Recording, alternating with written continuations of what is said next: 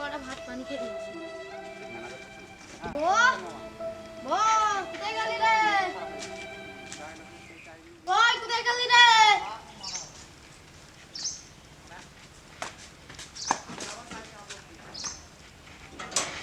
আরে বইয়েরও তো কিস্তি নেই, কদিন আগে ছিল শেষ, এ তো শেষ হয়ে গেছে।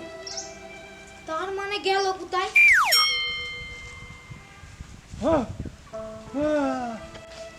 ও চাচা, চাচা এদিকে আসো তো একটু। হ্যাঁ যাচ্ছি বাপ।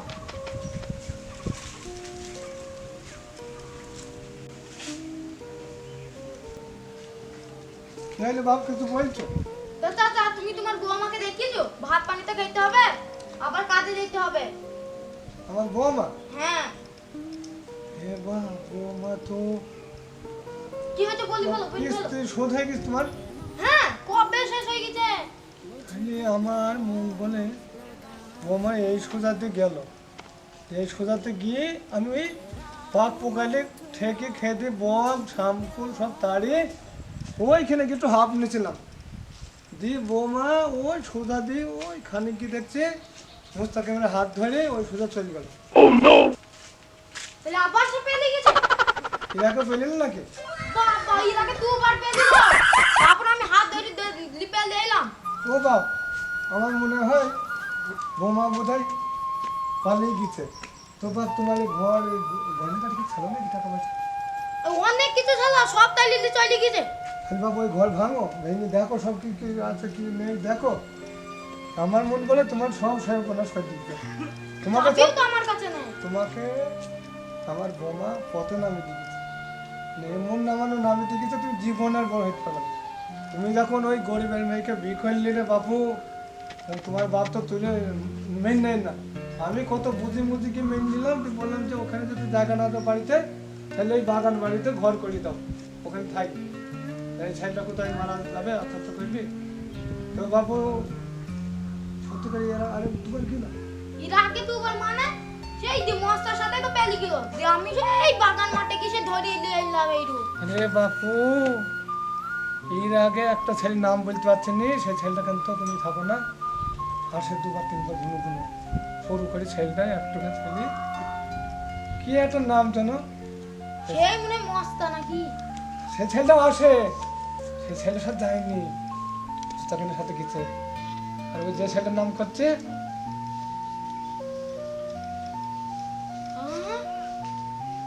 বাবু। রকি। হ্যাঁ তাহলে বাবু আমি আসি, হবে? তাই জান বাবু। বাবু তুই তাহলে এক কাজ কর, তুই আর কি করবি, তুই এখানে একটু ঘর মরলু ভাঙ ভেঙে গা খাবার টাবার খাগা। কিছু তো করার নেই।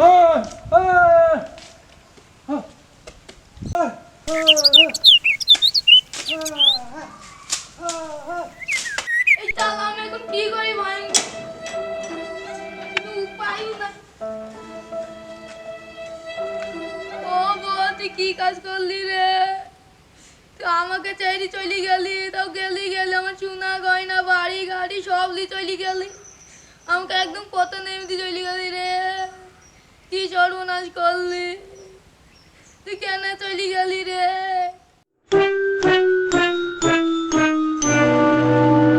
ব্যাপার মনটাছে একা একা কাঁদছি, আবার ওই বউ পেলে গেল নাকি? আমার বাপের কথা না শুনে আমি চরম ভুল করেছি। ও বাপ আমাকে নিয়ে যা রে, আর তো কথা বলিনি, আমাকে একেবারেই গাড়ি থেকে নেমে দিয়েছে। আমি এখন কি করব, কিছুই তো করার না। কপালটাই মন্দ, যাই মনটাজের কাছে গিয়ে সুতাই গেল।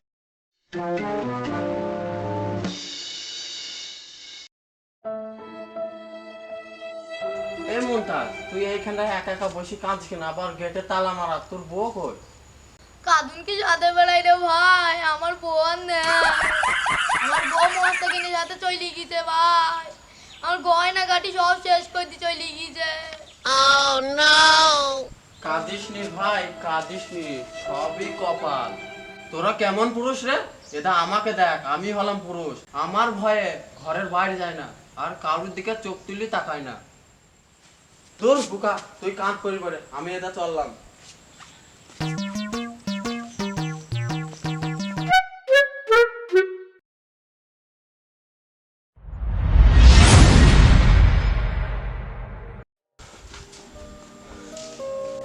ভাই কি ভাইলু ভাঙিস নে ভাই, ভাঙিস নে, আমার কথা শোন।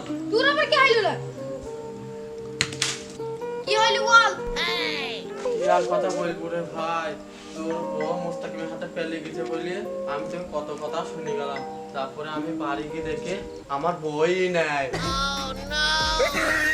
সোনা গয়না লিখেছে। তা আমাকে আমার লেগে কিছুতেই যায়নি, 2 বিঘি জমি দিলাম তাও চলে গেছে রে ভাই। খুব তো দাদাগিরি দেখাচ্ছিলে, আমার ওকে চোখে রাখি উঁচু নাই দেখতে দিসনি। এইবার শুন রে ভাই, এখন এই দুনিয়ায় হয়ে গেছে এরকম, বুঝিস তো? এখন কাঁদুন ছাড়া আর কোনো উপায় নেই রে ভাই।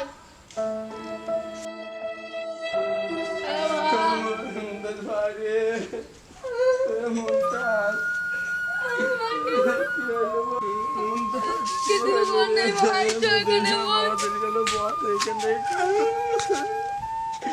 কি সব?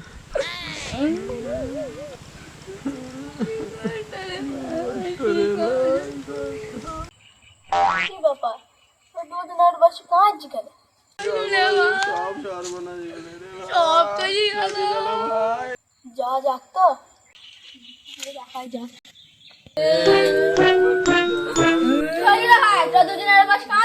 ওকে দেখ তো, আরে কে রকি? হ্যাঁ রে ভাই, বিরাট বড় সর্বনাশ হয়ে গেছে রে, আমার বউ পেলে গেছে রে। আমারও বউ পেলে গেছে রে রকি। ও আল্লাহ, কি হলো রে? আমার সর্বনাশ হয়ে গেল।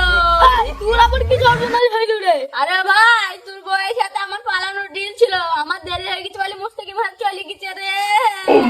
টাকা লবণ দিতে যায় মালিক ধরতা আমাদের বক্স লিডার প্ল্যান করছে।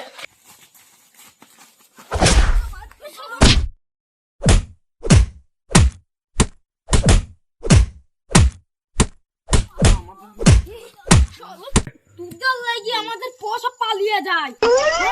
এইবার যে তাই ভুল করেছিস, কে এর পুরো জ্যান্ত মাটিতে চলে যাবো শালা সব কইরি।